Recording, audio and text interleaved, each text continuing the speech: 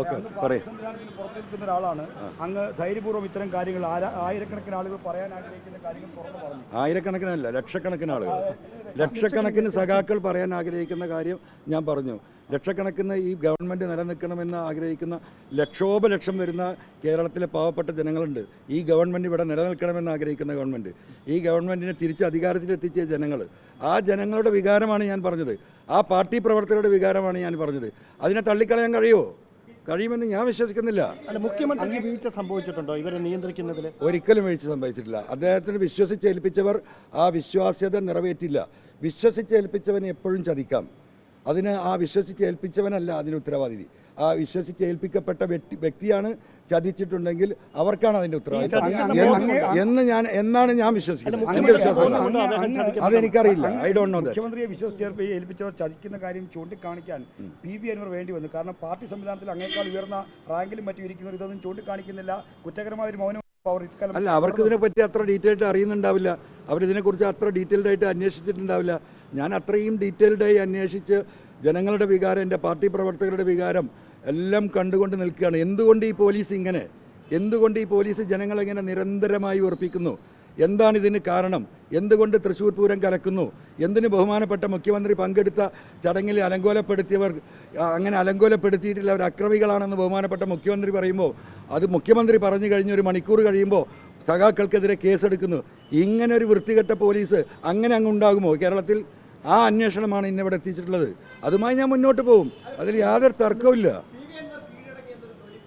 അല്ല, അത് നിങ്ങൾ പറഞ്ഞോ PV അൻവർ ഈ ദൈവത്തിനെ കീഴടങ്ങുള്ളൂ, പിന്നെ ഈ പാർട്ടിക്ക് കീഴടങ്ങുള്ളൂ.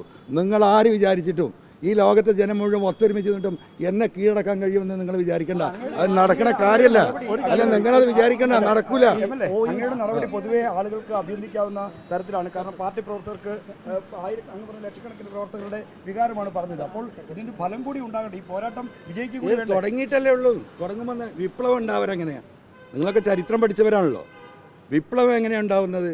അത് എഴുതി വെച്ചൊരു സംഘടന ഉണ്ടാക്കി, സംവിധാനം ഉണ്ടാക്കിയിട്ടല്ല ഉണ്ടാവാറ്.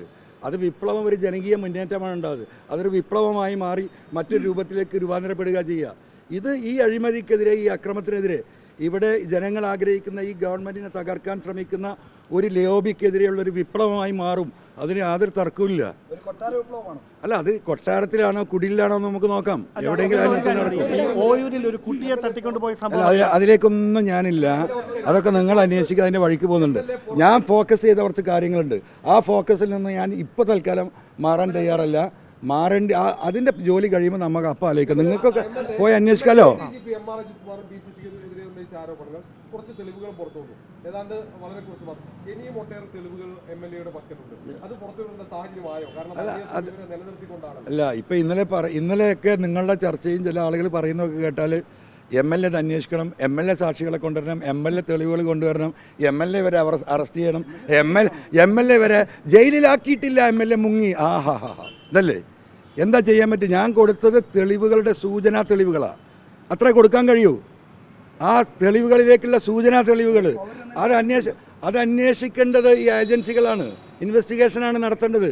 ആ ഘട്ടത്തിലാണ് എന്തെങ്കിലും കൊടുക്കാൻ ബാക്കി കഴിയുള്ളൂ. ഇവരൊക്കെ പിടിച്ച് അന്വേഷിച്ച് ജയിലിലാക്കിയിട്ട് ഞാനങ്ങോട്ട് പോയാൽ ഞാനാര്? ഇംഗ്ലീഷ് സിനിമയിലൊക്കെ കാണുന്ന പോലെ. ഈ ഉദ്യോഗസ്ഥ സുജിത് ദാസിനും അജിത് കുമാറിനുമെതിരെ നടപടി സ്വീകരിക്കാൻ കഴിയാതെ പോകുന്നത് ഭയപ്പെട്ടിട്ടാണെന്ന് തോന്നുന്നുണ്ടോ? ഇല്ല, ഒരിക്കലും ഇല്ല. നടപടി എടുക്കേണ്ട സമയത്തേക്ക് എത്തുന്നല്ലേ ഉള്ളൂ.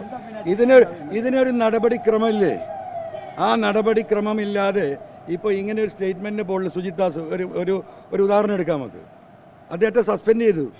അദ്ദേഹം പോയി ഹൈക്കോടതി പോയി സ്റ്റേ വാങ്ങിയാൽ, അല്ല ഞാൻ ചോദിക്കട്ടെ, സസ്പെൻഡ് ചെയ്ത അദ്ദേഹം ഒരു സ്റ്റേ വാങ്ങിച്ചാൽ അങ്ങനത്തെ എത്രയോ സംഭവങ്ങൾ കേരളത്തിൽ ഉണ്ടായിട്ടില്ലേ? അദ്ദേഹത്തെ സസ്പെൻഡ് ചെയ്യണമെങ്കിൽ ഒരു നടപടിക്രമം പാലിക്കണം.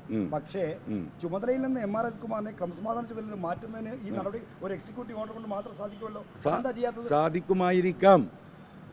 എനിക്കതിനെക്കുറിച്ച് അത്ര പ്രൊഫഷണലായിട്ട് ലീഗലായിട്ട് അതിനെക്കുറിച്ച് എനിക്കറിയില്ല. അപ്പോൾ ഞാനതാ പറഞ്ഞത്, ഒരു ഹെഡ് മാസ്റ്ററെ കുറിച്ചുള്ള പരാതി അവിടെ സൂചിപ്പിച്ചല്ലോ. അങ്ങനെ ഉണ്ടാവുമോ? ഈ പറയുന്ന ഇത്രയും മനുഷ്യരോട് കമ്മിറ്റഡ് ആയിട്ടുള്ള സാമൂഹ്യ പ്രതിബദ്ധതയുള്ള ഒരു പാർട്ടിക്ക്, ഒരു ഗവൺമെൻറ്റിന് അങ്ങനെ ഒരു തീരുമാനം എടുക്കാൻ കഴിയുമോ? അതിനൊരു സമയം എടുക്കുമായിരിക്കും. We will wait and see.